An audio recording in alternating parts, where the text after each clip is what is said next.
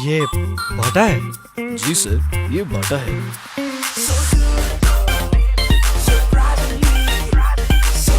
Surprisingly बाटा।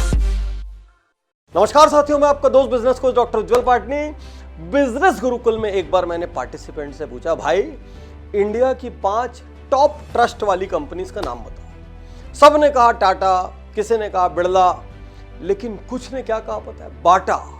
और एक ने नारा लगा दिया, जैसे गाड़ियों में टाटा वैसे जूतों में बाटा। और सच्चाई है, हम सबको लगता है बाटा इंडियन कंपनी, क्योंकि हमारे दादाजी ने पहना है, हमारे पापा जी ने पहना है, हमारे बड़े भाई ने पहना है और शायद हमने भी पहना है। लेकिन आज आपको मैं एक सच बताना चाहता हूं कि बाटा इंडियन कंपनी नहीं है। उसके बावजूद इतनी घोर इंडियनाइज वो कैसी हो गई, आज की इस केस स्टडी से आपको असाधारण अद्भुत लर्निंग मिलने वाली है और आप अपने बिजनेस में उसको बार बार हर जगह इंप्लीमेंट कर पाएंगे। आइए शुरू करते हैं अपॉर्चुनिटी थिंकिंग से। 1920 में थॉमस बाटा इंडिया है, कोलकाता पहुंचे। उनको सस्ते दामों पर रबर लेना था, लेदर लेना था। कोलकाता पहुंचकर उन्होंने देखा कि कोलकाता और आसपास के जो रूरल एरियाज हैं वहां पर बहुत सारे लोग जूते चप्पल कुछ नहीं पहनते, नंगे पांव घूमते हैं। और उनके मन में तुरंत एक बहुत बड़ी अपॉर्चुनिटी चमकने लगी। और दोस्तों, आपने वो 2 सेल्समैन वाली कहानी सुनी होगी। दोनों सेल्समैन को एक गांव में भेजा गया। एक ने लौटकर रिपोर्ट लिखी, यहां पर जूतों का कोई बाजार नहीं है क्योंकि यहां कोई जूते नहीं पहनता। और दूसरे ने लिखा, तुरंत हमको यहां बिजनेस शुरू करना चाहिए क्योंकि यहां पर किसी के पास जूते नहीं है। शायद ये कहानी कहीं ना कहीं थॉमस बाटा से पैदा हुई होगी। थॉमस बाटा ने देखा इंडिया में उस वक्त शूज जापान से इंपोर्ट होते, काफी महंगे होते थे, तो केवल जो हाई प्रोफाइल लोग हैं उन्हीं को वो अवेलेबल थे। और थॉमस बाटा ने निर्णय लेकर इंडिया में कंपनी लगा दी और देखते ही देखते पूरे इंडिया के घर घर में पहुंच गए। और दोस्तों, आज इंडिया में बाटा का टर्नओवर सालाना 3000 करोड़। और कितने मिलियन फुटवेयर बनाते हैं आप अंदाज भी नहीं लगा सकते। लगभग 50 मिलियन फुटवेयर हर साल, 1500 स्टोर और इसके साथ लगभग 35% का मार्केट शेयर। और सबके दिमाग के अंदर एक इंडियन कंपनी के रूप में गहरे से घुसा हुआ नाम है बाटा। दोस्तों, सफलता की अधिकांश कहानियों की तरह बाटा भी फर्श से अर्श की कहानी, रैग्स टू रिचेस की कहानी है।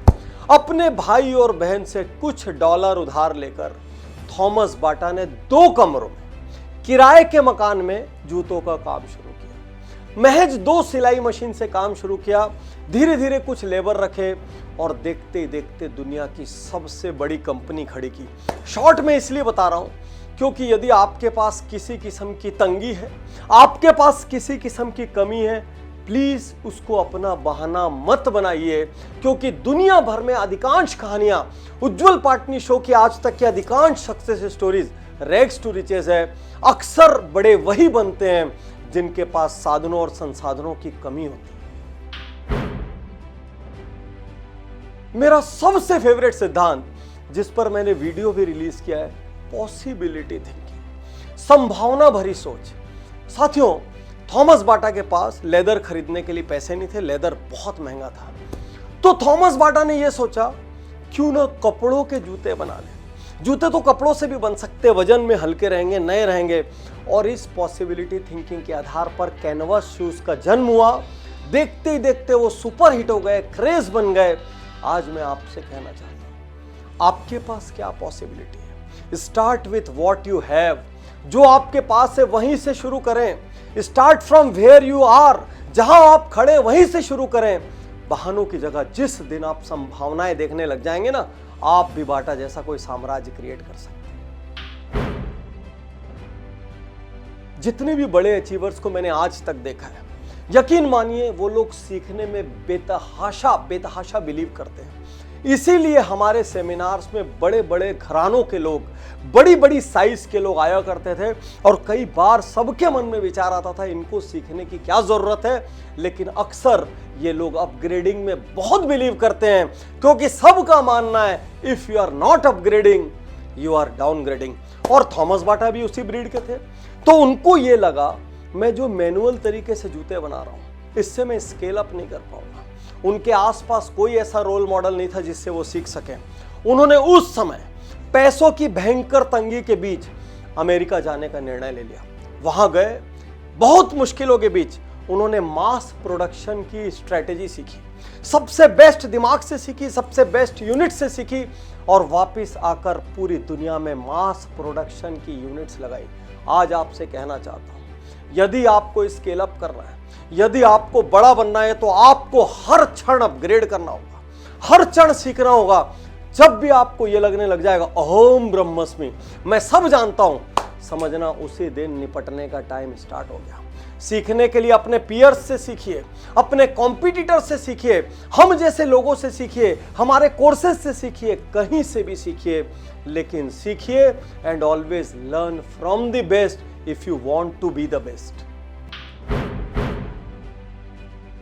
थॉमस बाटा ये कहते थे, no customer should go back. इसके दो कारण थे। एक, यदि वो एक भी प्रोडक्ट लेने दूसरी जगह गया, हो सकता है वो वहीं का होकर रह जाए। दूसरा, किसी भी कस्टमर को वापस भेजने में उनको यहां दर्द होता था, इसीलिए उन्होंने प्रोडक्ट बास्केट की स्ट्रेटेजी क्रिएट की जिसमें खूब विड्थ रखा। यदि हम मटेरियल की बात करें तो कपड़ों के फुटवेयर, लेदर के फुटवेयर, रबर के फुटवेयर।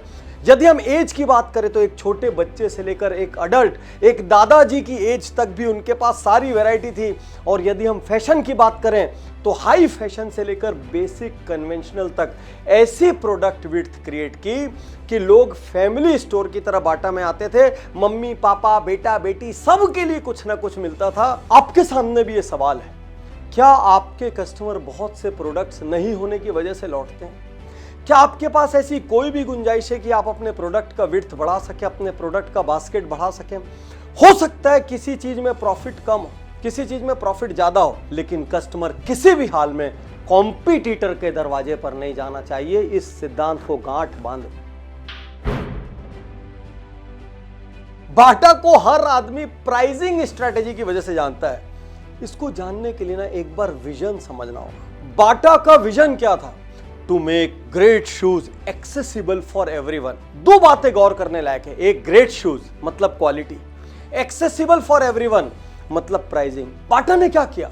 मास प्राइसिंग रखी ताकि हर कोई शूज अफोर्ड कर सके। और अब बाटा को लगा कि मास प्राइसिंग तो ठीक है, लेकिन उनके साइकोलॉजी में भी तो जाना चाहिए। तो बाटा ने अगली प्राइसिंग चुनी, साइकोलॉजिकल प्राइसिंग। दुनिया की उन चुनिंदा कंपनियों में से एक जो 99 रखती है, 199, 299। कभी आपने सोचा ऐसा क्यों होता है? जब कोई चीज मान लीजिए 799 की होती है तो आपका दिमाग 7 को रजिस्टर करता है, 99 को छोड़ देता है, जबकि 799 एक्चुअली 800 से सिर्फ 1 रुपया कम है, लेकिन आपका दिमाग क्या कहेगा? 7 समथिंग का प्राइस है। तो आज मैं आपसे कहना चाहता हूं, बाटा ने विजन के अनुरूप आज तक अपनी प्राइसिंग स्ट्रेटेजी को मेंटेन किया है। और आज जब मैं बाटा की इस केस स्टडी को रिकॉर्ड कर रहा हूं और अपने आप को इससे रिलेट कर रहा हूं, तो businessjito.com बनाते वक्त एक ही सपना था, great courses accessible for everyone. हर घर में बैठा हर आम आदमी अपने समय पर कम खर्च में कोर्सेज कर सके, जीवन और लाइफ को ट्रांसफॉर्म कर सके। अब आप सोचेंगे हाइपर लोकल वर्ड तो नया है, अभी अभी आया है। अरे बाटा को देखो, 100 साल पहले से हाइपर लोकल है। लोगों को पता ही नहीं है कि बाटा विदेशी है। छोटे छोटे शहर गांवों तक में बाटा घुसा हुआ है और आज इंडिया के कई शहरों में बाटा के नाम से चौक है। नहीं तो फरीदाबाद जाके देखिए, वहां बाटा चौक है। बाटा किसी के दिमाग में फॉरेन की कंपनी नहीं है, इंडियन कंपनी है। ये हाइपर लोकल फ्लेवर कैसे आया? इंडियन चेहरे, इंडियन एडवर्टीजमेंट, इंडियन फेस्टिवल्स पर प्रमोशन, छोटे छोटे टाउन तक घुसना और फाइनली छक्का लगाते हुए संदीप कटारिया को अभी अभी बाटा ने ग्लोबल सीईओ बना दिया। तो एक तरीके से हाइपर लोकल होके लोगों की जिंदगी में घुस जाना, उनके रंग में इतना रंग जाना कि वो इसको अपनी कंपनी मानने लग जाए, अपने देश की कंपनी मानने लग जाए, ये बहुत बड़ा लेसन है। आप में से जिसका भी बिजनेस अलग अलग शहरों में है, आपको ऐसे प्रमोशंस करने चाहिए, आपको ऐसी ATL BTL एक्टिविटीज करनी चाहिए कि धीरे धीरे आप वहां के लोकल हो जाएं, अपने हो जाएं।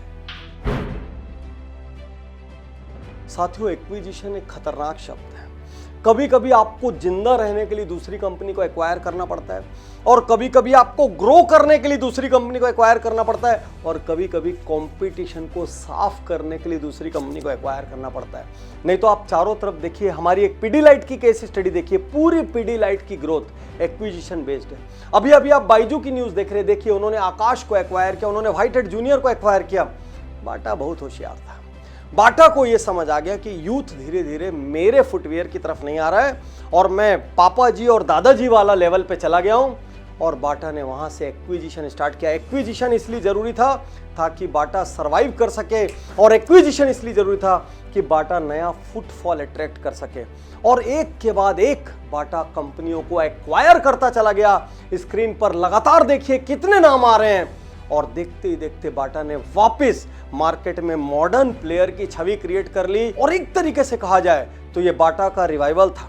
प्राइस बैंड चेंज हुआ, शोरूम का डेकोर चेंज हुआ, मटेरियल्स चेंज हुए, स्टाइल चेंज हुई, और देखते ही देखते एक ट्रेडिशनल ब्रांड मॉडर्न बनने की राह पर निकल पड़ा।